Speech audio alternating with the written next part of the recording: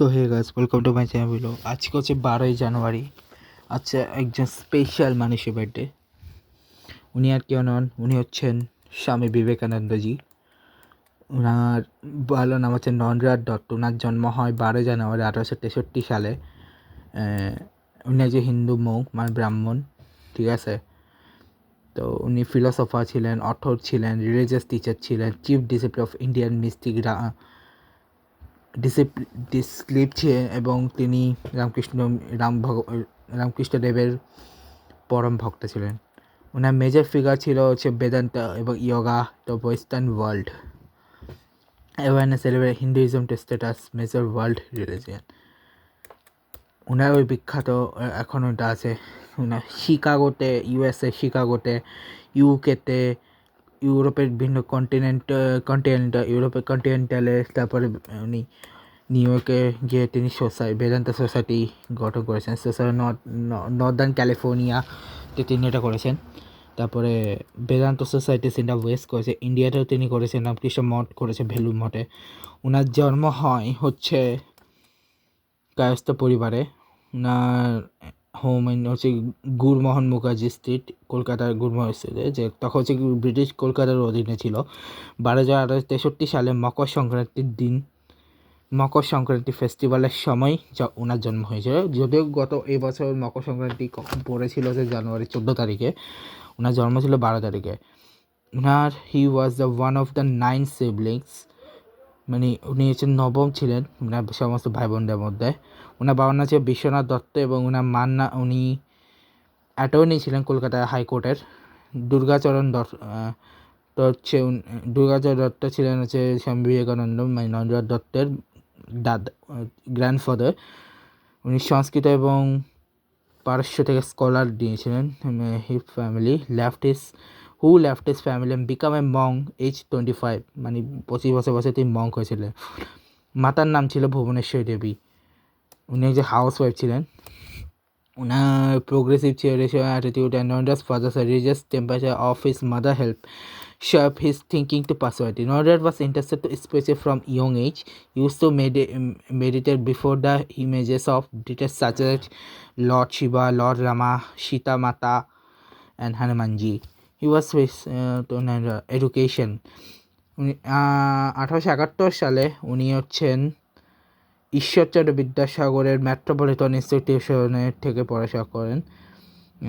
পড়াশোনার জন্য তিনি রায়পুরে যান 1877 সালে, এবং 1889 metropolitan institute he want to school until his family, মানে যেখানে তিনি স্কুল পড়ার পরে তিনি মুভ করে রায়পুর 1877 সালে। 1889 সালে কলেজ এন্ট্রান্স এক্সামিনেশনের পরে তিনি রিডার হন wide range subjects including philosophy, religion, history, social science, art and literature. He was also in Hindu scriptures including the Vedas, Upanishads, Bhagavad Gita, Ramayana, Mahabharata and Purans.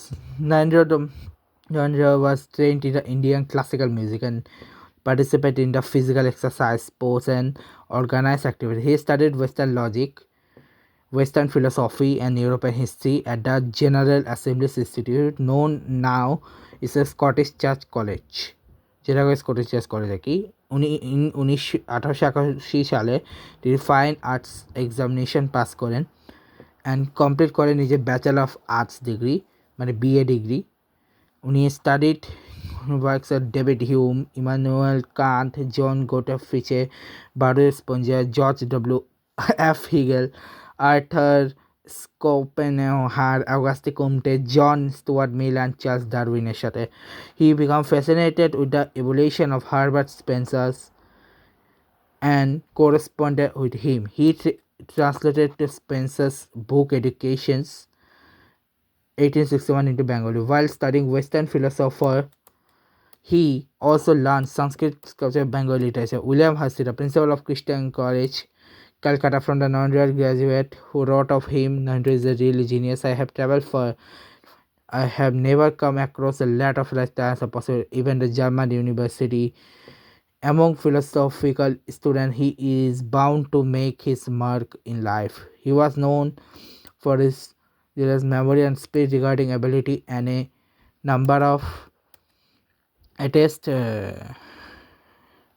To his, এটা হচ্ছে ওনার life ছিল, এবং উনি স্পিরিচুয়ালও ছিলেন, যেখানে উনি join করেছিলেন কেশবচন্দ্র সেনের নবাবিধানে, যেখানে তিনি Sen after meeting Ramakrishna Paramahamsadev and Christianity to Hinduism. Narendra became a member of Freemasonry Lodge at some point before 1884 and the Sadharan Brahmo Samaj in his 20s, a breakaway faction of Brahmo Samaj led by Keshav Chandra Sen and Devendranath Tagore. Who is the Devendranath Tagore? তোমরা জানো? Devendranath Tagore, I guess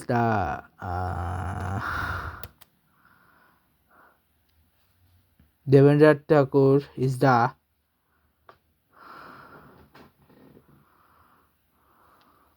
grandfather of Rabindranath Tagore. ওনার আরও একটা নাম আছে Prince Dwarkanath ঠাকুর বলে একটা ওনার নাম আছে, এবং ওনার এবং 1881 থেকে 1884 সাল পর্যন্ত তিনি ব্যান্ড অফ হোপে কাজ করতেন, which try to discuss the smoking and drinking, মানে যে থেকে স্মোকে ড্রিঙ্কিংতে বের করার কাজে যে ছিলেন। তিনি অনেক যাত্রাতেও অভিনয় করেছেন। এরপরে তিনি মিটিং রামকৃষ্ণের সাথে 1881 সালে উনি ভগবান রামকৃষ্ণের সাথে দেখা করেন। 1984 সালে ওনার বাবা মারা যায়, এবং রামকৃষ্ণদেব ওনাকে অনেক সাহায্য করেন। এরপর রামকৃষ্ণ ওনাকে ভুলিয়া দক্ষিণেশ্বরের students visit Ramkrishna of Dakshineshwar to understand true meaning of trance. This prompted Narendra among others the inner class to visit Ramkrishna, এবং এখানে ওনার সাথে দেখা হয়। এবং রামকৃষ্ণদেব উনি কী প্রশ্ন করেছেন জানেন? আপনি কি ঈশ্বর দেখেছেন? রামকৃষ্ণদেব দায়িত্ব বলছেন, হ্যাঁ আমি দেখেছি, যেভাবে তোকে দেখেছি ঠিক সেভাবে দেখেছি। এবং উনি রামকৃষ্ণদেবের দীক্ষা নেন। তারপরে তিনি যখন ওনার থ্রট ক্যান্সার উনি মারা যান, তারপর তিনি তৈরি করেন রামকৃষ্ণ মঠ, যেটা বর্তমানে হচ্ছে ভেলুর মঠ নামে পরিচিত। বারানগরে এটা তৈরি করা হয়। এছাড়া রামকৃষ্ণ মিশন তিনি তৈরি করেছেন। মনস্টিক বৌসও আছেন। উনি ইন্ডিয়াতে ভিন্ন ভিন্ন জায়গায় ট্রাভেল করেছেন, যেমন ইনি কমান্ডারও যে উনি কোথাও স্কলার্স, তিনি হিন্দু রাজেস, মুসলিম লোকাস ওয়ার্কার্স অ্যান্ড অফিসে অনেক জায়গায় গেছিলেন তিনি ঘোরা যায়। তারপরে তিনি ওয়েস্টেও গেছিলেন, যেমন সেখানে জাপানে গেছিলেন, Nagasaki, Kobe, Yokohama, Osaka, Kyoto, Tokyo, চায়নাতে গেছেন, কানাডাতে গেছেন, ইউএসএ যাওয়ার পথে। এবং তিনি শিকাগোতে 30 জুলাই 1893 সালে পৌঁছান, এবং পার্লামেন্ট রিজিয়নে সেপ্টেম্বর 1893 সালে তিনি তার সেই ঐতিহাসিক ভাষণটি দেন।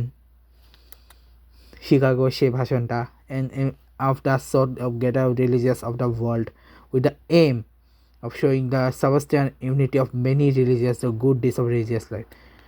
But ওনার এইখানে যাওয়াটাই হচ্ছে সমস্যা হয়ে গেল, অনেকে হচ্ছে পছন্দ করে না আর কি। 11 সেপ্টেম্বর 1893 সালে তিনি আর্টিস্ট্রিতে যান। এখানে তিনি অনেক কিছু চেষ্টা করেছিলেন। এরপরে তিনি ইউকেতে যান, ভিন্ন ভিন্ন জায়গায় তিনি বক্তব্য দেন, যেমন হচ্ছে Chicago, Detroit, Boston, new York. এরপর তিনি বেদান্ত সোসাইটি প্রতিষ্ঠা করেন। ঠিক আছে, ইউকেতেও তিনি যান। ইউকেতে এলিজাবেথ নোবেলের সাথে দেখা করেন, এলিজাবেথের সাথে যোগাযোগ করেন। এবং সেই মার্গারেট এলিজাবেথ নোবেল হচ্ছেন বর্তমানে ভগিনী নিবেদিতা।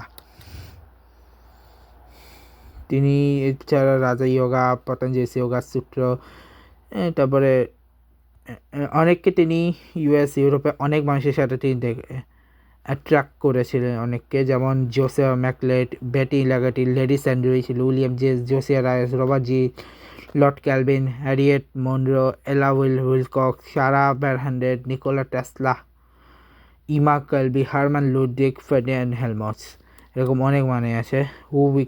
এবং এর মধ্যে একজন আছেন যার নাম হচ্ছে মারিয়া লসি, ফ্রেঞ্চ ওমেন, যিনি পরবর্তীতে স্বামী অভয়ানন্দা অ্যান্ড লিওন ল্যান্সন হু বিকাম স্বামী কৃপানন্দা হয়ে যান। এরপরে থেকে খ্রিস্টান গ্রেস হু বিকাম সিস্টার ক্রিস্টাইন হয়ে যান। তারপরে ভোগের নিবেদিতা হয়ে যান, মার্গারেট নোবেল হয়ে যান ভোগের নিবেদিতা। এভাবে তারপরে তিনি 1897 সালে 15 জানুয়ারি 1897 সালে কলম্বো ব্রিটিশ শ্রীলঙ্কা দিয়ে তিনি আসেন এবং সেখান থেকে পরে তিনি 1 মে কলকাতায় ফিরে আসেন। বাট তখন ইন্ডিয়া মানুষটা মেনে নেয়নি। এরপর আবার তিনি ওয়েস্টে চলে যান এবং তার লাস্ট মুহূর্তে শেষ মুহূর্তে যান, যেখানে ব্রিটেনের ভিয়েনা, ইস্তানবুল, এথেন্সের মতো, ইজিপ্টের মতো জায়গায় উঠে যান। এরপরে 4 জুলাই 1902 সালে তিনি মৃত্যুবরণ করেন। তো তিনি অনেক কিছুই আমাদের যে তৈরি করেছেন, যেমন তিনি টিচিংয়ের জন্য অনেক কিছু, ওনার ফিলোসফি আছে, ইনফ্লুয়েন্স, উনি অনেক জায়গায় অনেকগুলো বই লিখেছেন। তারপরে হচ্ছে বেদান্ত ওনার সবথেকে বড় ওনার সমাধি হচ্ছেন বর্তমান, ওনাকে কোথায় সমাধি করা হয় সেটা বলে দিই। ওনার সমাধিটা হচ্ছে শুক্লা ওনার রামকৃষ্ণ মঠ আছে, Vivekananda went to his masking not to be, এবং 9টা বিষয় মারা যান। এবং এরপরে ওনাকে opening crown the head according to his being, Vivekananda ওনাকে বেলুড় মঠেই কিন্তু ওনাকে সমাহিত করা হয়, যেখানেই ওনার গুরু রামকৃষ্ণদেবও মারা যান। তো এখানেই এই ব্লগটা শেষ করলাম। দেখা হচ্ছে তোমার সাথে নেক্সট ভিডিও। ভালো লাগলে সবাই লাইক করবে। Good bye.